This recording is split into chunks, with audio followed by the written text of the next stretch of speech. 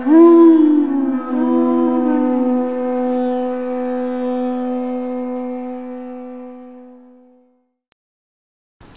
Namo Bhagavate Vasudevaya.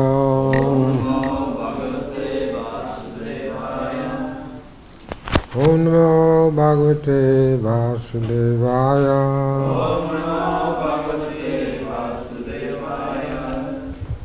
Om Namo Bhagavate Vasudevaya.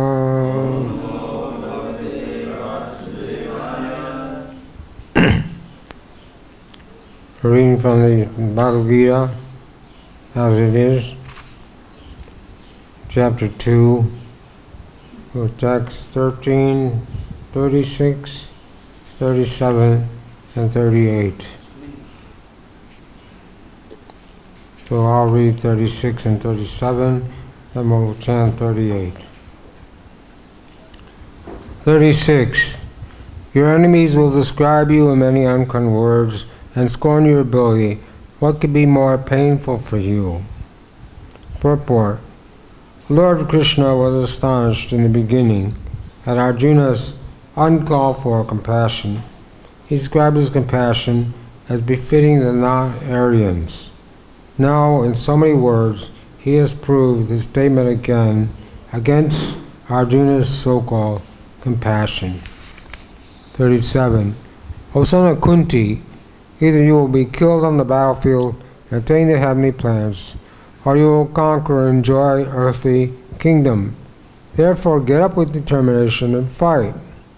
Purport. Even though there was no certainty of victory for Arjuna's side, he still had to fight. For even being killed there, he could be elevated into the heavenly planets. 38. Please repeat. Sukha dukkhe samakriva labha labha najayato yom yato yudhaya yujasva navam papam avapyasi. Word for word. Sukha, happiness. Dukkhe, distress. Same, in equanimity. Kridva, doing so. Labha, alabha, both profit and loss. Jaya ajayo, both victory and defeat. Tata, therefore. Yudhaya, for the sake of fighting. Yujasva, engage, fight. Na, never. Evam, this way. Abam, simple reaction. Abapyasi, you will gain. Translation. Do thy fight for the sake of fighting, without considering happiness or distress, loss or gain, victory or defeat, and by so doing you shall never incur sin. Please repeat. Do thy fight for the sake of fighting, without considering happiness or distress, loss or gain, victory or defeat, and by so doing you shall never incur sin. Purport. Lord Krishna directly says that Arjuna should fight for the sake of fighting because he desires the battle. There is no consideration of happiness or distress, profit or gain, victory or defeat, in the activities of Krishna consciousness. That everything should be performed for the sake of Krishna in transcendental consciousness. So there is no reaction to material activities. He who acts for his own sense gratification, either in goodness or in passion, is subject to the reaction, good or bad. But he who has completely surrendered himself in the activity of Krishna consciousness is no longer obliged to anyone, nor is he a debtor to anyone, as one is in the ordinary course of activities. It is said, Devarshi Bhuta Pata Nrinam Trinam Nakin Karo Nayam Nrini Cha Rajan Sarvamana Ya Sarmanam Saranam Yam Kato Mukhu Dam Parihiricha Kritam. Anyone who has completely surrendered unto Krishna, Mukunda, giving up all duties, all other duties, is no longer a debtor, nor is he obliged to anyone, not the demigods, not the sages, not the people in general, nor the people in general, nor kinsmen, nor humanity, nor forefathers. It's from Srimad Bhagavatam 11.5.41. That is the indirect hint given by Krishna to Arjuna in this verse, and the matter will be more clearly explained in the following verses. Om Argyanatram Dasya Jananjana Sakaya Akshuramitam Jena Tasmai Shri Gurave Namaha Shri Chaitanya Manobishtam Stapitam Jena Bhutale Swayam Rupa Gadamayam Tanti Swapananti Kam Vanchagopa Jivyascha Yusindu Evacha Panam Pavnayo Shri Krishna Chaitanya Prabhu Shri Advaita Hare Krishna, Krishna Krishna, Hare Hare, Hare Rama, Rama Rama, Hare Hare. Translation once again. Do thou fight for the sake of fighting, without considering happiness or distress, loss or gain, victory or defeat, and by so doing you shall never incur sin.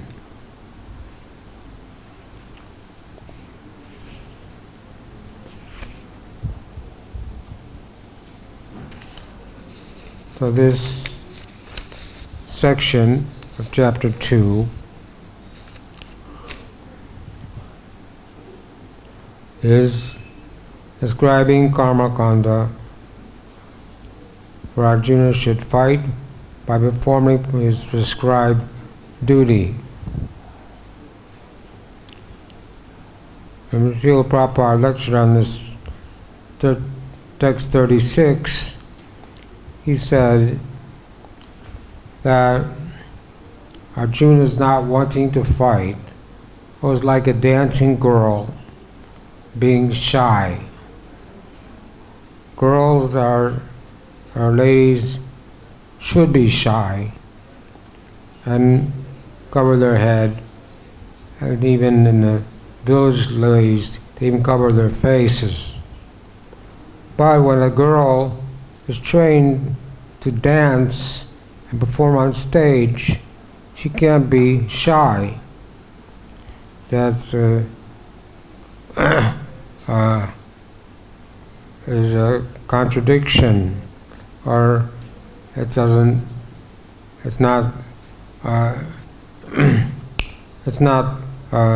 necessary. The girl should not be shy when she's trained to dance, especially if she's dancing, not mundane dancing, but dancing and acting out Krishna Lila, like we have so many programs, not Bhagavad-Gita dancing and depicting Krishna Lila. So the girl shouldn't be shy at performing. That's her profession. So in the same way, Arjuna is a Kshatriya, he's a soldier, and his duty is to fight. So Krishna is telling Arjuna, if you don't fight, they'll think you're a coward, they'll scorn your ability, they'll call you bad names. So you should just get up and fight. We know on the Krishna book, when Pradyumna was fighting with the Commander-in-Chief of Lord Shiva, he got struck on the chest very severely and became unconscious. So his charioteer took him off the battlefield. So when he regained consciousness and he saw that he was no longer on the battlefield, he heavily chastised his chariot driver, said that this has never happened in our family, that someone has left the battlefield and they'll think that I'm a coward, they'll think I'm an urchin. This is a terrible thing that you have done, destroying my reputation. Of course, the charioteer explained the situation, that he was unconscious in a dangerous position, so he thought it wise to take him off the battlefield. But this is an example of Kshatriyas. Kshatriyas were trained to fight till the end, either win and flourish, or die and get a promotion to heavenly planet. So Prabhupada said the Kshatriyas, they can go out hunting. They go to the forest and they kill the ferocious animals so that there is peace in the forest for the sages to live there. And the animals they kill, they bring back for sacrifice. So this hunting is allowed for Kshatriyas only. There's the brahmachari,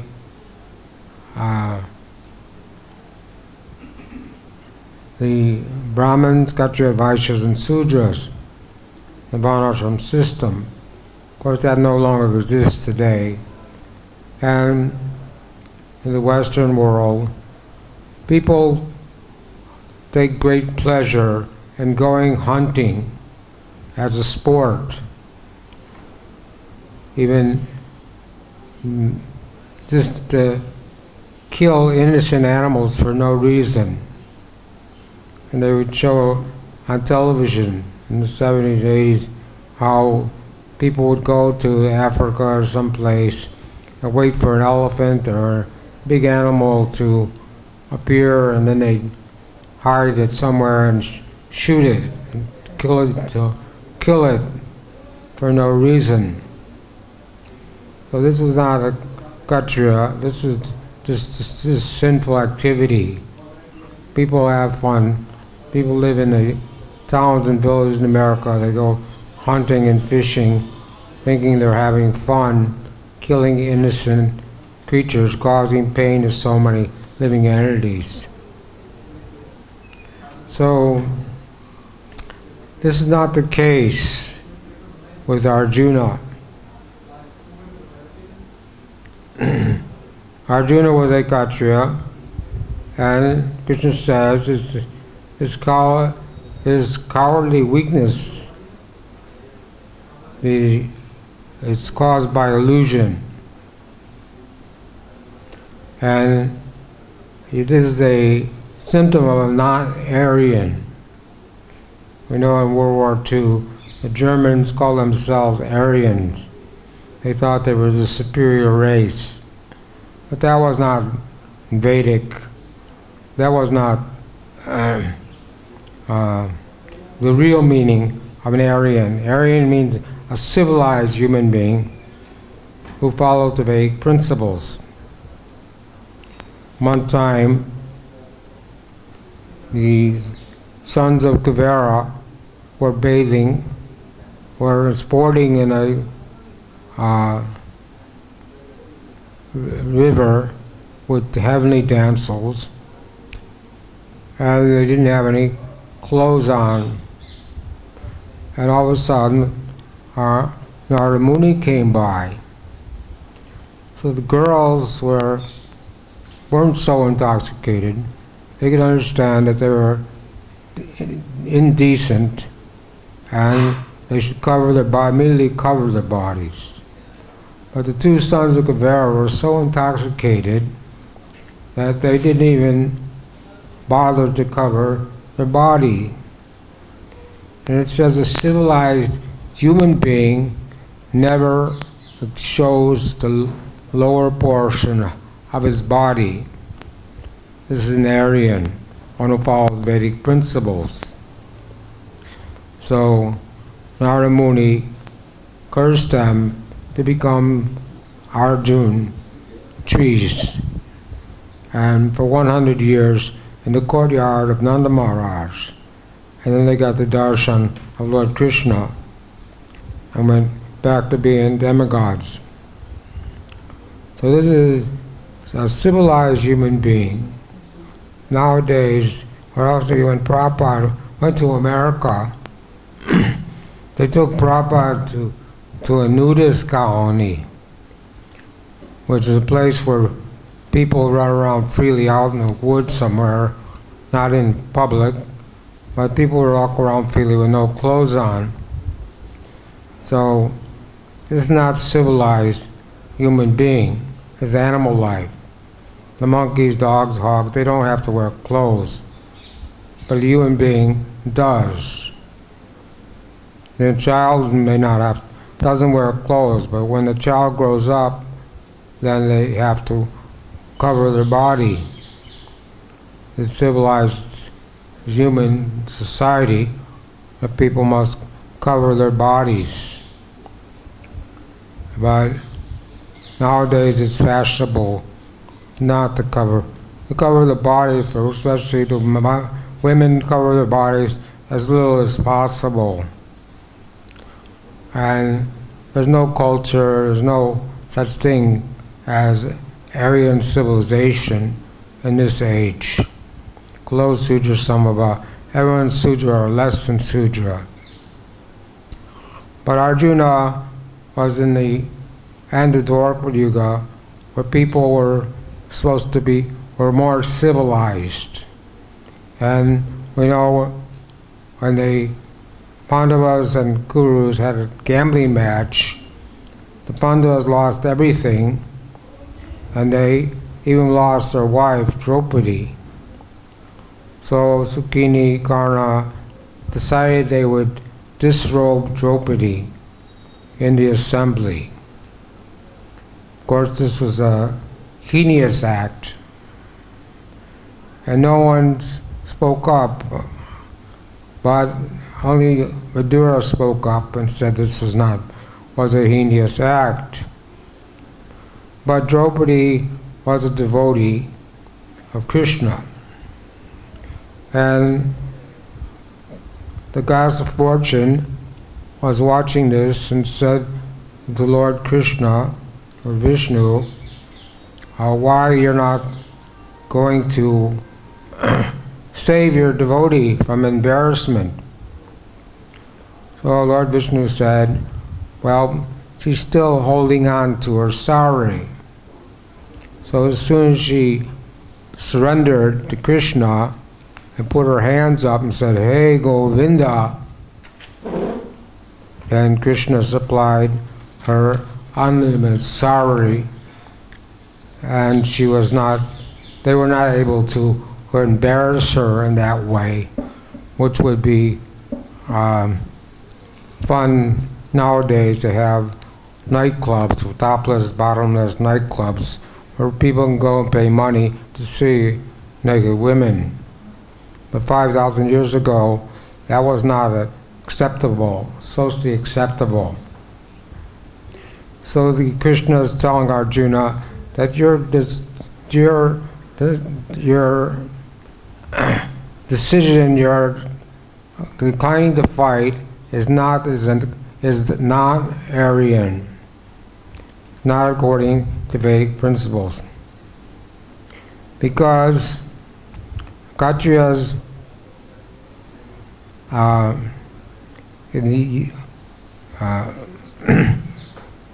when the kings were the real Kshatriyas, they were the first person to be on the battlefield. Not like today, the government leaders start all the wars and they sit comfortably in their offices or their houses and send all the other people out to fight and die in battle. The Kshatriya, they were supposed to lead the armies, and if they died in the battle, doing their duty, then they would get promoted to heavenly planets.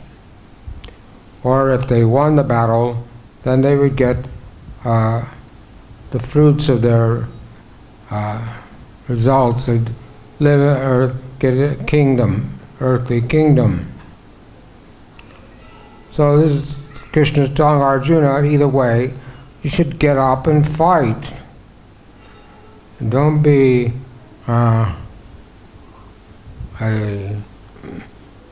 confused. This compassion you're showing is not real compassion. So Arjuna is told you should fight for the sake of fighting, and that way you'll not incur sin, and there'll be no misery for you. We know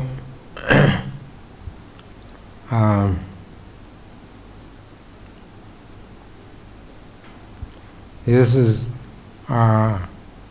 acting in Krishna consciousness, which is called ISKCON Karma Yoga, or detached work. So, activities in Krishna consciousness, if you're completely surrendered to Krishna, then you no longer have any debt. When Krishna Balaram were 10 years old and 10 months, or almost 11 years old, they went to Mathura. Because Krishna, his age was 11 years old, but is looking like he's 16 years old.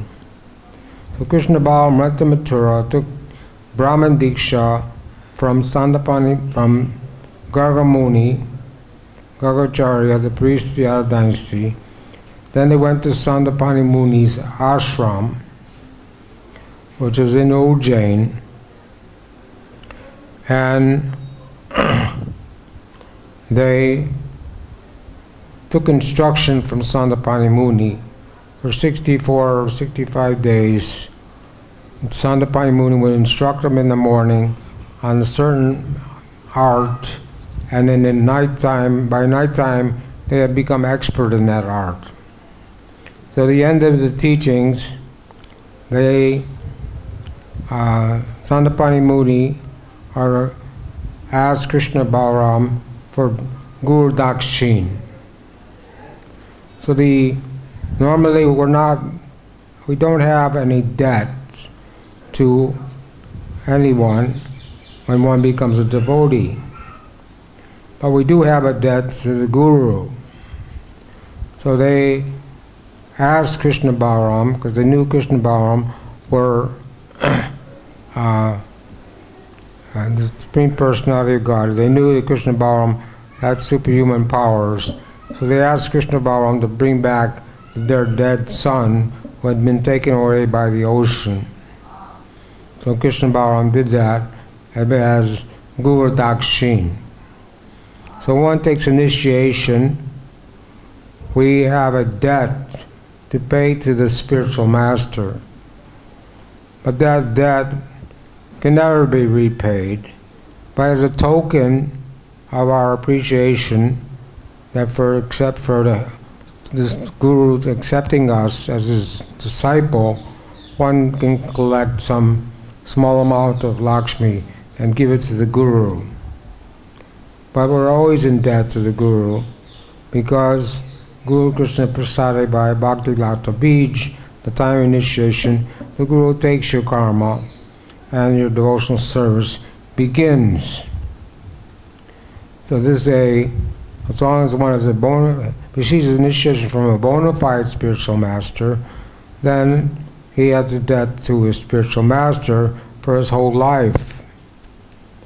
Otherwise, it says here that anyone who has completely surrendered unto Krishna, giving up all duties, is no longer a debtor, nor is he obliged to anyone, not the demigods, not the sages, nor the people in general, nor kindmen, nor humanity, nor forefathers.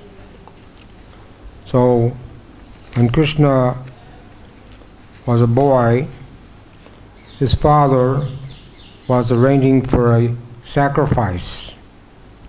So Krishna asked his father, "What's this all about? What's this sacrifice all about?" So his father said, "You're just a young boy, you won't understand these things." But Krishna said, "No, you shouldn't keep secrets from family members. I want to know what you're doing." So they said, "Well, we're Vaishyas, and because of that, Vaishyas require a rainfall to get good crops. So we're performing a yajna to please Indra, the king of heaven, who supplies the rain."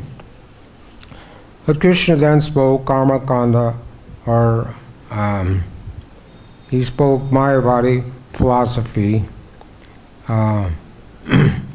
the Karma Mantra philosophy. He said, what does Indra have to do with rainfall? The rain falls on the land, the rain falls on the ocean, the rain falls everywhere. You don't have to worship Indra. It's not required. So in Bhagavad-Gita, in the 7th chapter, Krishna also says that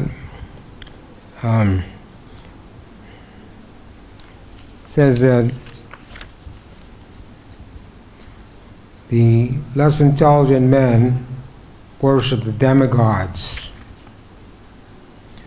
Those intelligence have been stolen by material desires, surrender on the demigods, and follow the principles, particular rules and regulations of worship according to their own nature.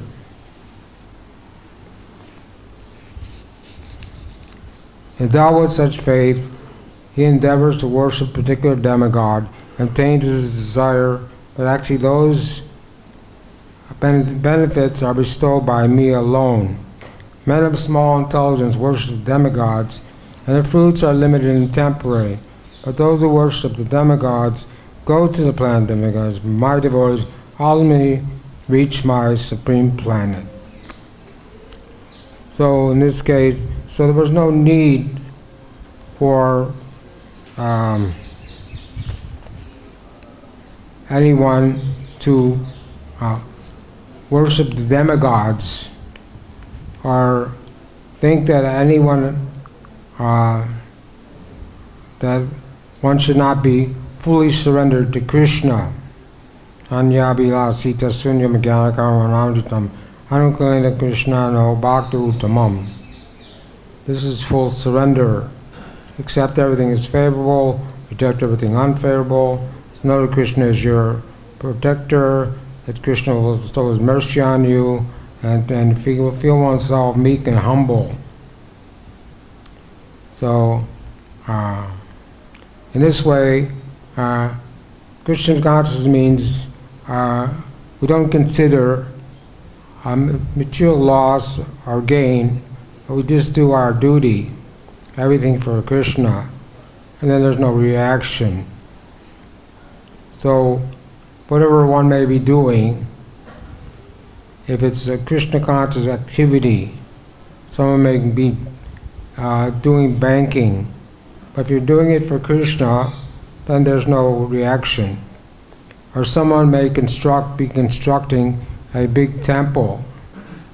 And if you construct, it says one should not endeavor to make over-endeavor for mundane achievements. But constructing a big temple is not a mundane achievement. That is wanted. That's a Krishna conscious activity. So there's no sense gratification involved. Person does it out of duty. So in the same way, this is detachment. When the devotees join this Krishna conscious movement, we know that Rupa and Sanatana Goswami were engaged in the government service of Hussein Shah, and they had boatloads of gold and silver. So when they retired from government service, they divided their income. They gave 50% to the Brahmins and Vaishnavas. They gave 25% to their family, and they kept 25% for emergencies, because they knew that there would be some problems because they had untimely resigned from their government posts. So when Sanatana Goswami resigned, the ruler at that time became angry with him, put him in jail. So Rupa Goswami had deposited 10 or 8 gold coins with a 10 gold coins with a grocer, and Sanatana Goswami got those coins and bribed the jailkeeper to let him out, let him get out of jail. So in this way, they became detached from all their worldly affairs. Of course, Rupa and Sanatana Goswami are Nitya Siddha, eternally liberated souls, always in Krishna Lila and Gaur Lila. But they were playing the role for the time being, a materialist for some time. They even took Muslim names and Muslim dress. But they were always Krishna conscious. When Sanatana Goswami retired from government life, he didn't sit at home and watch television, but he called some qualified Brahmin. He studied Srimad Bhagavatam. Of course, they didn't have television 5,000 years ago, but he didn't engage in some mundane activity. He was absorbed himself in studying Srimad Bhagavatam. So in this way, the person in Krishna consciousness, we do everything for the sake of the Guru and Krishna. Devotees in the early days, when they joined the Krishna conscious movement, a lot of devotees came from wealthy families, and the father or mother, fathers would try to get their child to come back. Giriraj Swami, his father said he'd give him $1 million if he came back, left the Krishna conscious movement, but he refused because he wasn't interested in material life anymore or having money, because he understood that Krishna consciousness was a better alternative, positive lifestyle, and that Krishna will provide for everyone. Krishna says that as they surrender to me, I reward them accordingly. And he says, I preserve what they have, and I carry what they lack. One man, Arjuna Acharya, was reading Bhagavad-Gita, writing commentary on Bhagavad-Gita, and he read this verse that Krishna says, I carry what they lack and preserve what they have. So he didn't like the word aham, or he believed Krishna could do that, but he didn't believe that Krishna would personally do that. So every day he would go out and beg alms and come back so his wife could cook some prasadam. But that day the market was closed. So when he went out, 2 boys came to his house. One was blue and one was white. And the wife of the answered the door and saw these 2 boys. And they said, the market's closed today, so we brought you some sabjis to cook for your husband. But then she noticed that there were some scratch marks on the backs of these 2 boys. And she said, whoa, who has done this to you? And they said, your husband has done this to us. And then they ran away. So she was so disturbed that she cooked, and she was honoring prasadam before her husband even came back. Generally in the Vedic culture, the wife would cook, serve her husband, and then take his remnants and eat after he finished. But because she was so disturbed, she was taking her prasadam. So her husband came back and said, you know, what's going on here? Why are you taking prasadam before me? She said, how can you be so cruel to those 2 boys? And she described what she saw, that there was 2 marks, red marks on the back of those 2 boys. And then he could understand that he had crossed off the word aham, that was with a red pen, that was actually the correct understanding, that Krishna can actually preserve what we have, supply what we need. So devotees in the Krishna consciousness movement, we are completely surrendered. Especially the brahmacharis, we had very few possessions. In the 70s, 80s, there weren't so many gizmos and gadgets. There was no cell phones. There was no laptop computers. All we had was a few devotees and a few books and just the basic necessities. And some temples, they take all the clothes to a laundromat and wash the clothes and bring them back in a big drum, and everyone would take whatever they required. We didn't even have our own clothes. At least I had one dhoti, but I got sick. I went in the sick room and someone took my one dhoti. I didn't even have that. So we were completely detached from all happiness, stress, pain, pleasure, whatever. We were just fully surrendered. And it was not that we were depressed or unhappy, but we were very happy. Brahmdishvar nivartante. By being in Krishna consciousness, you get a higher taste. Therefore, you don't need the lower taste. Material world, sex pleasure, sex life is the ultimate pleasure that everyone is seeking. Even men 65 to 75 years old are still having their sex life regularly.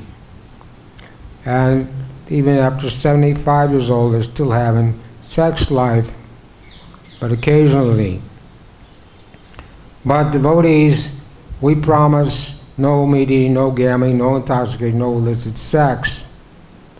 So we don't see sex life as the most enjoyable thing. We actually see it as being abominable. Sex life is not desired by devotee. And so, Bhati Daivesha Gunamayi Mamamaya Dhiratyaya, material modes of nature, and the material nature is very strong, and so one may become victimized by sex desire. But if it's accidental, fall down, Krishna says, they still considered saintly. Name bhakta priyashati, still considered my devotee. He says, my devotees never perish. If someone by accident has an accidental fall down in Krishna consciousness, he's doesn't have to perform any prashchitta or any kind of atonement. He simply has to go on practicing Krishna consciousness, chanting Hare Krishna, chanting the Maha Mantra, Hare Krishna, Krishna Krishna, Hare Hare, Hare Ram. And Krishna, seeing the repentant mood of the devotee, will purify him from within the heart, and we will not get, there will not be any sinful reaction. We're talking about accidental, sinful. But we know the seventh offense of the 10 holy name is to commit sinful activities on the strength of the holy name. So if you commit sinful activities intentionally and think that I can chant Hare Krishna and counteract that, that's the offense of the holy name, and that will block our advancement in Krishna consciousness. So if one does something that's against his principles, but by chance or by accident, then Krishna will forgive that person from within his heart. So therefore, Arjuna should just fight and not consider whether it's going to be good or bad, or whether he's going to have happiness or distress. And this is a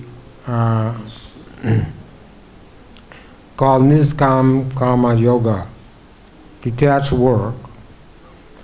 And this detachment is there. One may come to realize that I'm not this body, but that is not sufficient.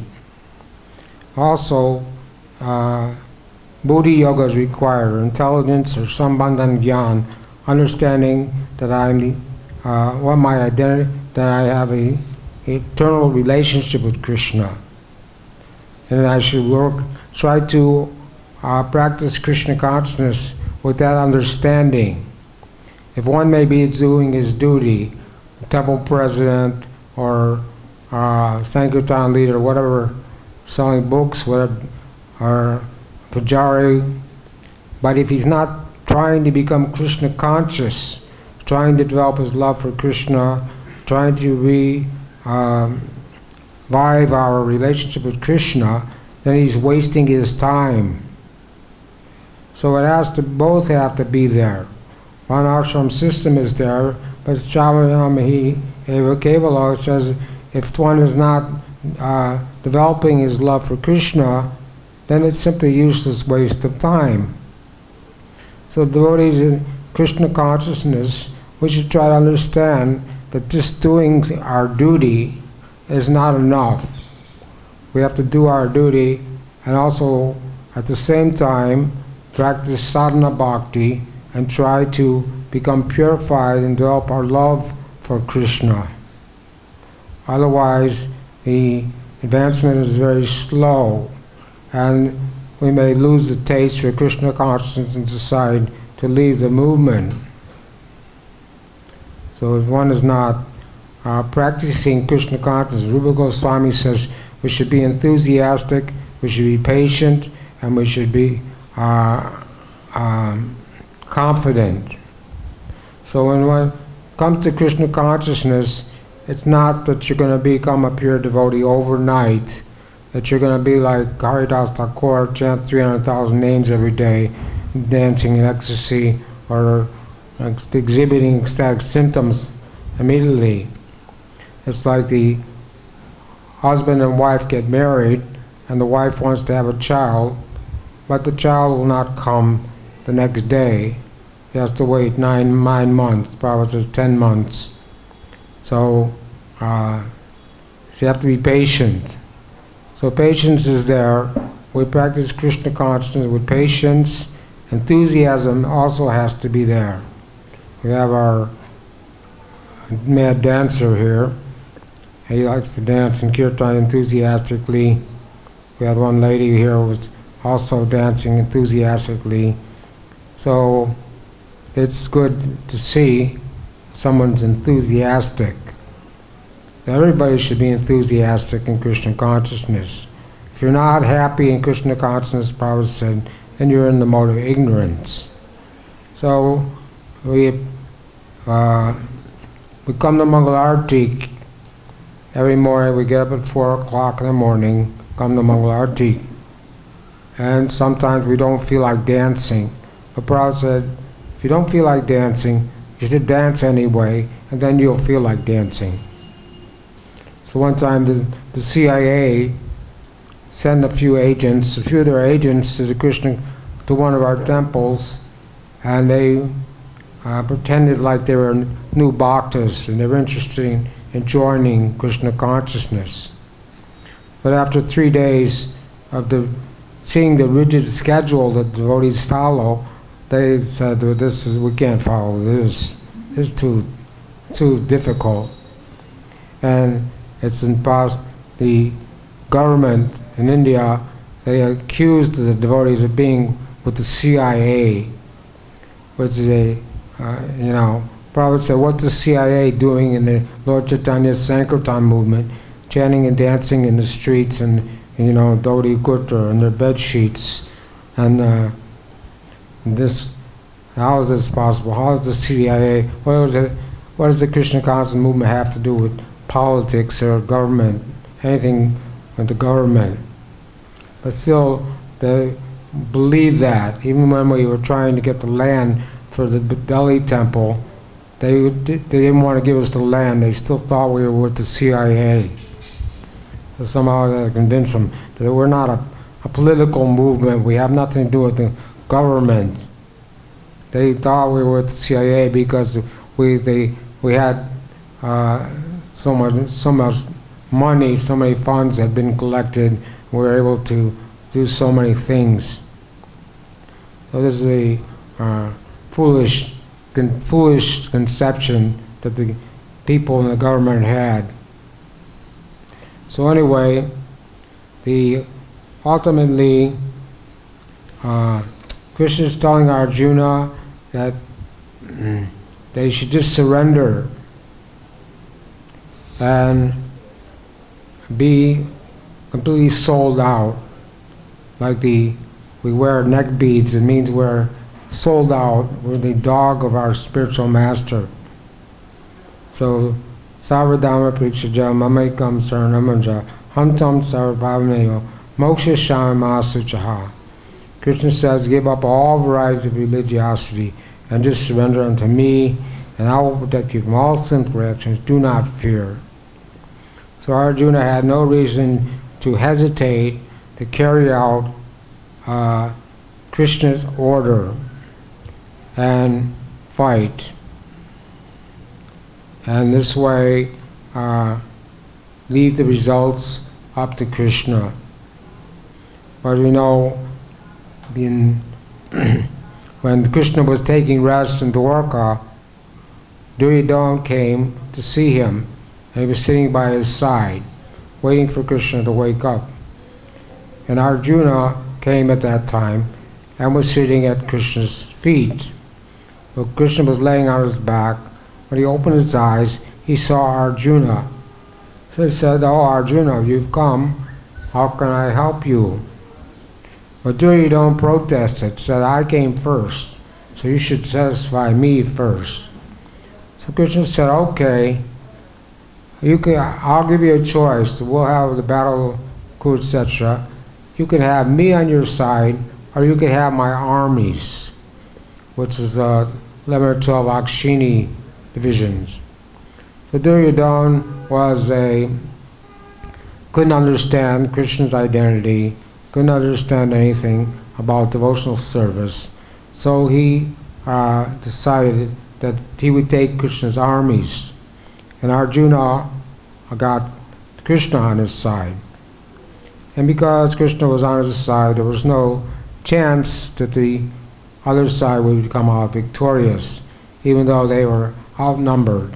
Krishna's side only had 7 Akshini divisions, where the Kurus had 11 or 12 Akshini divisions.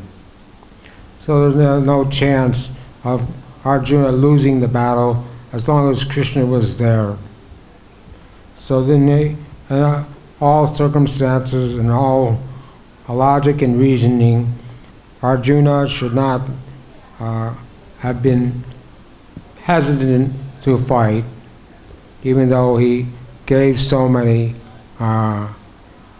tried to give so many logical excuses why he shouldn't fight. But for Kshatriya, he should understand that he should not defame himself, or he should try to always keep a good reputation. Devotees also should act in such a way that they'll always have a good reputation and people won't think bad about them in any way, and not be like Ramachandra Puri. When Lord Chaitanya was in Jagannath Puri, one person, Ramachandra Puri, he was a fault finder and a critic, and even criticized Lord Chaitanya. He saw ants in Lord Chaitanya's room, and he said, "Oh, this sannyasi, he's eating sweetmeats." So our Lord Chaitanya said, reduce his eating, and because of this, so those who are non-devotees, those who are critical devotees, they want to find fault with the devotees. So we shouldn't give people an opportunity to find fault with us. We should always be very mindful that we're acting in a Krishna conscious manner, so people will always have a good opinion about the individual devotees, not think anything bad about anyone.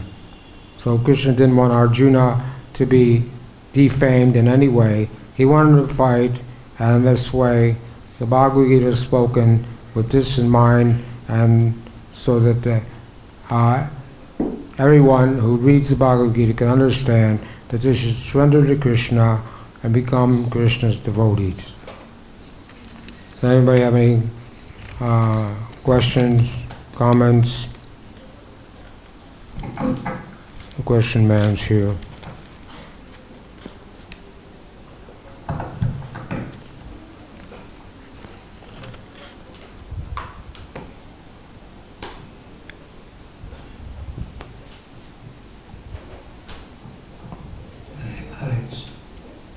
As devotees, we gave this instruction: no gambling, no eating, no intoxication. But during the Pandavas' time, how the gambling, they were doing the gambling, how it was allowed gambling, and also the prostitution was there also. How was this during those times? Well, these things were allowed. Gambling, even meat eating, hunting, certain things were allowed for Kshatriyas, but not for everyone, not for Brahmins, Vaishnavas. Sudras, or people who were less than Sudras, where prostitution was there, alcohol was there, but it wasn't socially acceptable to the general mass of people. Gambling was there for Kshatriyas. Kshatriya was challenged to a gambling match he couldn't refuse, because it was part of his dharma, part of his part of the Varnashram system. When we say that the Pandavas were devotees of Lord Krishna, so when devotee of Lord Krishna and they were Kshatriyas, so they are not following the devotional service, or they were doing whatever in Kshatriyas activities. You want to know if the Pandavas weren't following? Well, Pandavas were acting as Kshatriyas. Of course, they were Nityasiddha, eternal associates to the Lord. And this is all part of the drama, so that the battle of Kurukshetra could take place, so that Krishna could rid the burden of the world. It was all Krishna's arrangement that these things go on. But it's not that for everyone gambling is okay. We say no gambling, no meeting, no intoxication, no illicit, no gambling, and no meeting, gambling, intoxication, illicit sex. So everyone has to follow these. We're Vaishnavas. Vaishnavas are supersede the Varnashram system. Brahman, we're not Brahmins. We're Gopi Bharata Kamala, Das Das Danu Das. We're the eternal servants of Krishna. So Vaishnavas, as Vaishnavas, we supersede all the Varna ashram, and we should follow strictly. We can't imitate the activities of the eternal associates of the Lord, or imitate the activities of the different personalities, especially those that are mentioned in the Bhagavatam. It all was Krishna's arrangement, it had purpose behind it. So we understand this is what the plan of Lord Krishna, the gambling and other disrobing the Draupadi, it was a plan of Lord Krishna. What? So we understand this gambling and disrobing Draupadi was the plan of Krishna. Yes, of course, everything's the plan of Krishna. But maybe directly or indirectly. Material world, we're under the plan of Krishna, but it's indirect. But in the spiritual world, everyone's under the plan of Krishna by the arrangement of Yogamaya. It's direct. So directly Krishna was there. Krishna was directing the whole thing. Was arranging for the whole show. Thank you very much. Srila Bhagavad-Gita ki jai. Srila Prabhupada ki jai.